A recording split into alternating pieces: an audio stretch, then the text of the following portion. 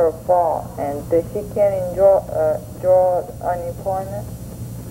It would depend on the circumstances of the fire. Now, whether it's part-time or full-time doesn't matter. Employment is what matters. Oh, okay. And it would depend on the reasons behind the firing. Okay, thank you. Thank you for your call.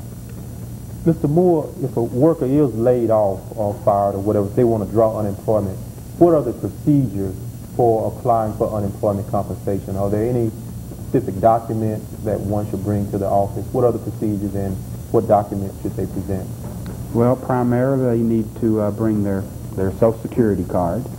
You need the name and address, complete mailing address of your last employer, and most important, the date that you started to work, the date you started rather, and the last day that you worked.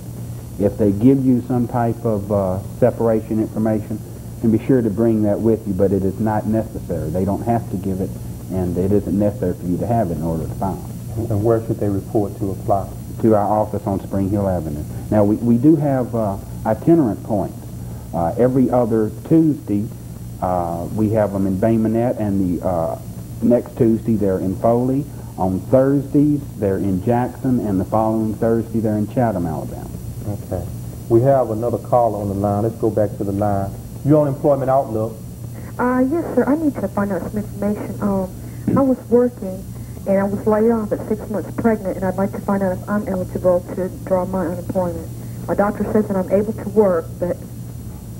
Okay, generally speaking, you would be, as long as you are able to work. If you left the job on doctor's orders, would be part of the consideration.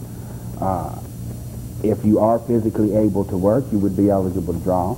Now, the period of time that you're in the hospital and the 6 or 8 weeks recovery, then you're not eligible to draw, and after that you would simply pick up drawing again. Okay, well, thank you. Thank you for your call. You're on Employment Outlook. Hello? Yes. This is, I got laid off. I got hurt on my job. And I've been off about over a year. I applied for my unemployment compensation and still can't draw. I done applied about 5 or 6 times. Can you give me the information on that, please? Well, that's probably your problem right there. You said you had been off for over a year. I got hurt. Okay, but you have not been working during this period of time. I'm about to happen because I got hurt on the job. Yes, sir, but in order to qualify for benefits, you have to have earnings in the base period. And if you haven't worked for the last year, you probably simply do not have those earnings. What I have to do is stall again. Right. No, what you would probably want to do is, if you really think you're eligible, go back and reapply again. I don't want it back, and they still did the same thing. Told them to apply again, and still do it. Now I have about $7,000 in employment, and all of it did.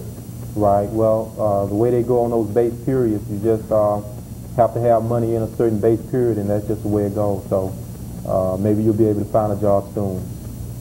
Thanks for your call. Yeah. Mr. Moore, after making the initial unemployment compensation application, how many times would one have to report to the unemployment compensation office? Only when they're notified by mail to come in. The system that we use now, you file the claim, we give you 2 mail claim cards, we put you on mail claim, and unless you have some problem with it, you don't come back in until we send you a notice for an eligibility review. I've known several people who have to report every week. Is this for everyone?